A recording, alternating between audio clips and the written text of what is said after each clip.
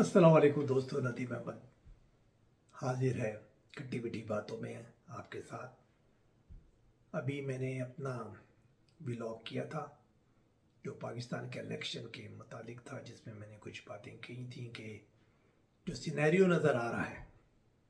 वो क्या है। और मैंने इसमें वादा किया था कि मैं दूसरा जो अपना व्लॉग करूँगा उसके अंदर मैं कराची, हैदराबाद की सियासी सूरत हाल के बारे में बात करूँगा। जैसा कि आप लोगों को मालूम है कि MQM जो वहाँ पर पहले एक बड़ी पार्टी थी, उर्दू स्पीकिंग लोगों की नुमाइंदा जमात, बाद में जब क्रैकडाउन हुआ अल्ताफ़ हुसैन साहब को बैन किया गया और उसके बाद मुत्तहिदा कौमी मूवमेंट पाकिस्तान के नाम से जो बाकी उनके साथी थे उन्होंने कराची में अलग तंजीम बनाई। 2018 के इंतखाबात में वादा किया गया था बहुत सी चीज़ों का, बहुत बातें हुई थी, लेकिन आखिर में जब नवाज शरीफ और मरीम नवाज वादा खिलाफी करते हुए लंदन से आ गए और उनको जेल में डाल दिया गया, तो उस वक्त पंजाब में उनकी पॉपुलैरिटी बढ़ गई। क्योंकि एक उसूल ये है कि जो आवाम है ना, वो जो लोग मजलूमियत का निशान बनते हैं और उनके आवाम के जहन में जब ये बात आ जाती है कि इनके साथ ज्यादती की जा रही है, तो एक हमदर्दी की लहर लोगों के जहन में आ जाती है। तो वही हुआ कि नवाज शरीफ साहब को हमदर्दी की लहर मिली, अच्छा खासा वोट पड़ा। जब मुक़्तदरा या इस्टेब्लिशमेंट ने ये देखा कि भाई सब कुछ करने के बावजूद भी, जो मैं अपने पिछले व्लॉग में कहा है कि प्री जितनी रिगिंग करनी थी कर ली, लेकिन इसके बावजूद भी पोलिंग डे पे रिगिंग करके अब क्या कुछ कर सकते हैं, तो उसमें उनको नज़र आया कि बड़ा मुश्किल है। पॉपुलरिटी इतनी बढ़ गई है कि हमें इमरान साहब को सिंपल मेजॉरिटी क्या, उससे भी बहुत कम सीटें मिलेंगी। तो उस वक्त रातों रात फैसला चेंज हुआ। MQM के लोगों को बुला के बताया गया कि जनाब अब हम ये सीटें जो है तश्तरी में रख के इमरान खान साहब को देने जा रहे हैं, जिसके अंदर अनीस कायम खानी, मुस्तफ़ा कमाल वगैरह जो कि मुक़्तदरा के कहने पे बाकायदा आए थे UAE वगैरह से, और उसके बाद उन्होंने अपनी पार्टी भी बनाई, ये किया, लेकिन बाद में ठंडी ठोर होकर बैठ गए कि जब उनको पता चला कि उनको तो कुछ मिलना नहीं है, और 14 सीटें जो हैं वो इमरान साहब को तश्तरी में रख के दे दी गई ताकि उनकी हुकूमत बन सके। इस दफ़ा MQM को इस बात की यकीन दहानी कराई गई है कि जनाब आपको 14 से 16 सीटें हम दे देंगे। गोगे जरदारी साहब ने काफ़ी रजिस्ट किया, क्योंकि इस दफ़ा इनका प्लान ये था जरदारी साहब का कि अगर मैं यहाँ से, क्योंकि जब इमरान की पार्टी पर या PTI पर जिस किस्म की पाबंदी लगाई जा रही हैं, तो डेफिनेटली उससे कराची के अंदर इनका स्ट्रक्चर तबाह हो जाएगा, लोग गायब हो जाएंगे और उसका फ़ायदा हमें मिलेगा। इसीलिए उन्होंने इतनी मेहनत करके नई हल्का बंदियाँ करवाई अपनी पसंद की। उन्होंने जनाब बल्दिया पे कब्ज़ा किया और सारी सेटिंग की कि किसी तरीके से कराची की सीटें मिल जाएं। लेकिन एक्चुअली प्रॉब्लम ये है कि जरदारी साहब की इस्टेब्लिशमेंट से बातचीत तो है, जो 2018 में भी थी, बल्कि इमरान खान के लाने के लिए जो जद्दोजहद की गई और उसमें सबसे पहले नवाज शरीफ को हटाना था, तो उसमें पेश तो ज़रदारी साहब थे। किस तरीके से उन्होंने बलूचिस्तान असेंबली का चक्कर चलाया, उसके बाद सेनेट का चेयरमैन जो है रज़ा रब्बानी या किसी को नहीं होने दिया, जिसमें नवाज शरीफ एग्री थे। हालांकि इन दोनों की अक्सरियत थी और ये अपना सेनेट का चेयरमैन बनवा सकते थे, लेकिन मुक़्तदरा के कहने पर ज़रदारी साहब ने उनको नहीं बनने दिया। इसी तरीके से कोशिश करा के उन्होंने कोशिश पूरी की, लेकिन बात ये हुई कि इमरान साहब ने एग्री नहीं किया कि मैं फेडरल गवर्नमेंट में इनको कोई शेयर दूं, और सिर्फ सिंध की हद तक इनको महदूद होना पड़ा। इस दफ़ा इनका ख्याल ये था कि अब क्योंकि इमरान का जो बुत को पाश किया जा रहा है, तो यकीनन मेरी खिदमात को देखते हुए मुक़्तदरा इस्टेब्लिशमेंट मुझ पर ज़रा हौला हाथ रखेगी और मुझे सिंध की इंटीरियर के अलावा कराची की सीटें भी कुछ दे देंगी। उन लोगों ने कराची और हैदराबाद का मेयर तो इनको दे दिया, लेकिन इस पे वो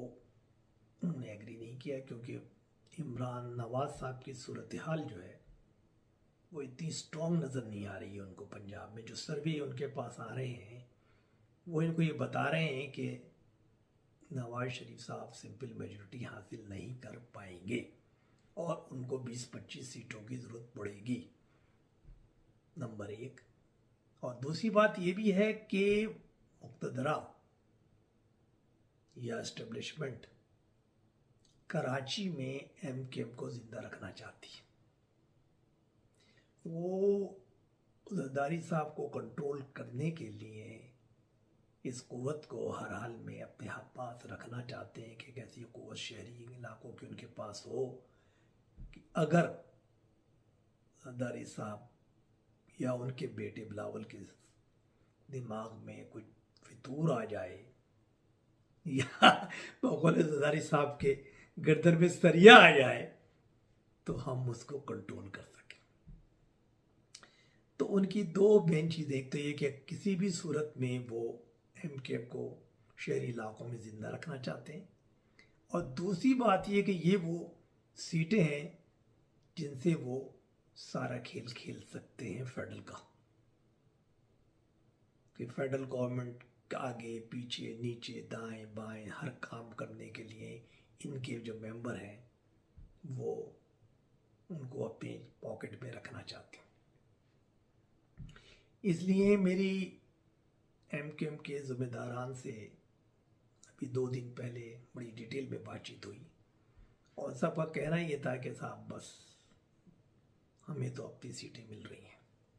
हमें बड़ी ज़बरदस्त यकीनदानी कराई गई है, हम लोगों को बहुत पहले से उन लोगों ने जमा कराया कि हम लोग जो बिखरे हुए थे हमें एक टेबल पे बिठाया, हमें फाइनेंस भी किया जा रहा है, और हमें इस बात का 100% यकीन है कि हमें हमारी खोई हुई सीटें दिलवा दी जाएंगी। इवन दो के ज़रदारी साहब ने काफ़ी ट्राई की, कोशिश की कि भाई हमें कराची में हमने इतनी मेहनत की है,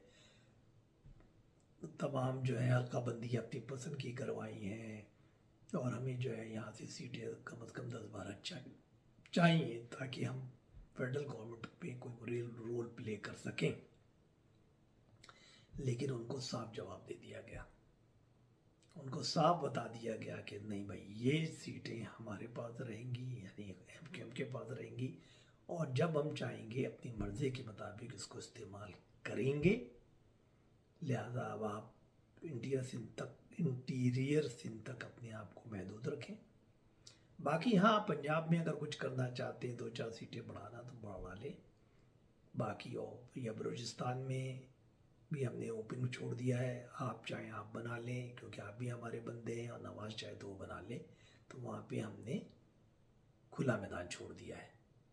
तो आपकी मर्ज़ी है, जैसा आप दोनों खेलें, हमें कोई मसला नहीं है। तो जो सूरत हाल अब मुझे नज़र आती है वो ये है कि कराची में 22 सीटें हैं कौमी असम्बली की, हैदराबाद में 3 सीटें। तो हैदराबाद में सारे 1 सीट तो पीपल्स पार्टी की पक्की है, बाकी 2 सीटें और कराची के अंदर मेरा ख्याल है कि तकरीबन 14 सीटें, या 14 नहीं तो 12 सीटें, और हैदराबाद की 2 सीटें समथिंग, यानी 14-15 सीटें तश्तरी में रख के एमकेएम को दी जाएंगी। पीपल्स पार्टी का तो वही है कि भाई अगर वो 2-4 सीटें, मलीर की 2 सीटें, कैमाड़ी की सीट है, और एक आध सीट अगर वो लास्ट टाइम बिलावर साहब हार गए थे लियारी से निकाल लें तो वो उनके लिए, इससे ज़्यादा कुछ नहीं कहा जाएगा उनको, मतलब कुछ दिया नहीं जाएगा। तो मेरा ख्याल है कि अगर वो 25-26 सीटें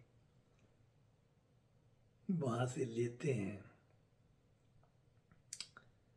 क्या कहते हैं कि इंडिया सिंध से,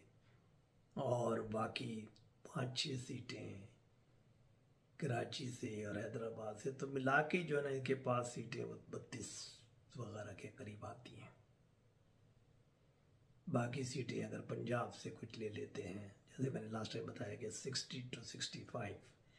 मैक्सिमम 60, बल्कि 55 to 60 सीट्स पीपल्स पार्टी को मिलने के इम्कान हैं ओवरऑल फ्रॉम पाकिस्तान। 10-12 सीटें अगर उठा लेते हैं पंजाब से, 2-4 सीटें सूबा सरहद से, और 4-5 सीटें बलूचिस्तान से, तो ये मिला के जो है ना टोटल उनके पास 55 से 60, मैक्सिमम 60 सीट्स पीपल्स पार्टी को मिलेंगी। तो इस दफ़ा इवन दो के अल्ताफ साहब चाहें बाइकआउट का ऐलान भी कर दें और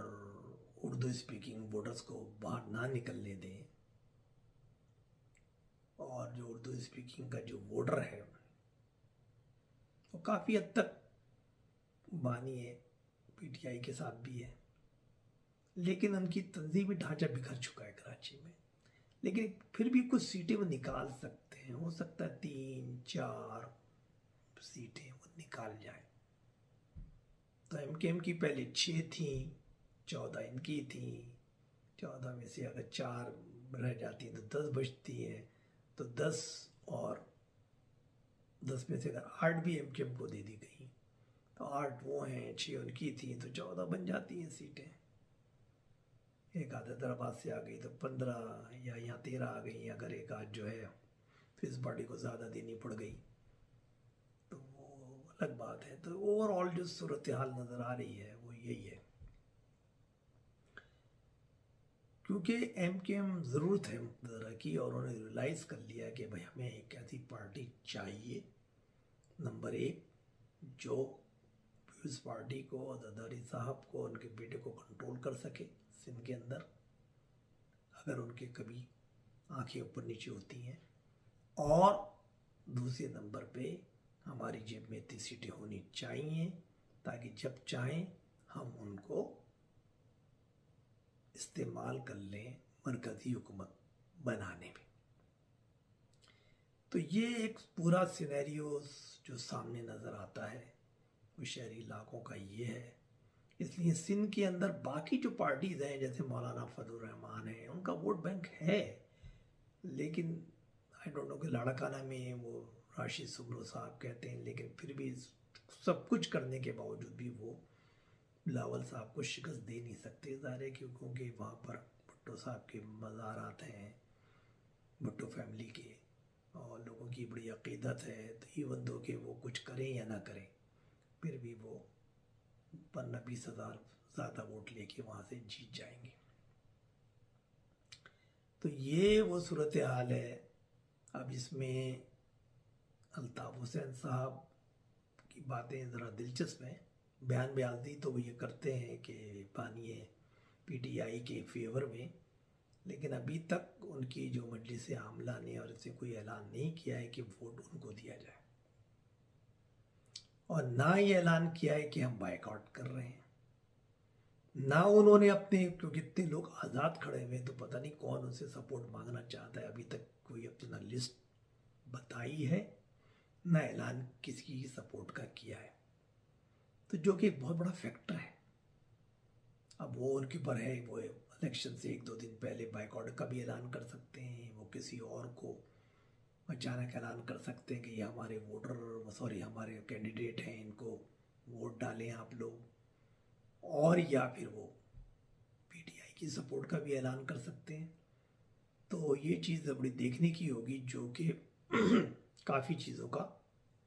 अहाता करेगी कराची में। लेकिन मेरा ख्याल से फ़र्क 0/0 पड़ेगा, क्योंकि जब एक चीज़ डिसाइडेड हो जाती है, इसको ये देना है उसको देना है, तो रिजल्ट का वोट से बहुत बड़ा ताल्लुक नहीं होता। कम से कम कराची, उसमें दूसरी जगहों पे तो सारे बड़े बड़े बरातियाँ लड़ रही हैं, ये लड़ रही हैं पंजाब में, तो वहाँ पर अगर आप जगलरी करते हैं वोटिंग या पोलिंग के डे में, पोलिंग डे पर या पोलिंग के निज़ाम के दौरान, तो उसमें वो बड़ा कर सकते हैं, क्योंकि बड़े बड़े बरादरी के लोग हैं, बड़े बड़े वडेरे हैं। ये कराची टोटली डिफरेंट है, तो यहाँ पर ऐसी चीज़ें नहीं होंगी। और नतीजा जो नज़र आता है वो यही है कि 14-15 सीटें एमकेएम को तश्तरी में रख के दी जाएंगी। 2-4 सीटें अगर पीटीआई को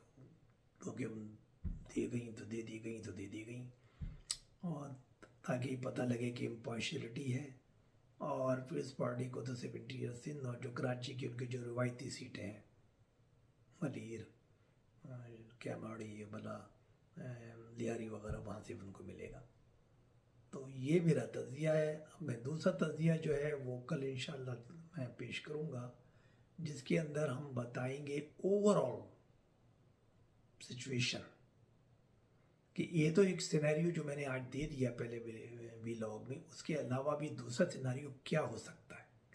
क्योंकि सूरत हाल लम्हा बलम्हा तब्दील हो रही है। तो एक चीज़ बता दी, लेकिन हो सकता है कि वो चीज़ ऐसी ना हो, तो उसका जो कहते हैं ना कि प्लान ए वो सामने आ गया, प्लान बी क्या है वो भी कल आपको बताएंगे, प्लान सी भी बताएंगे। इलेक्शन की डेट तक हम आपको सारे प्लान्स बताते रहेंगे। हमारे चैनल को सब्सक्राइब कीजिए। खट्टी मीठी बातें, नदीम अहमद, फिर इंशाल्लाह बात होगी। अल्लाह हाफिज़।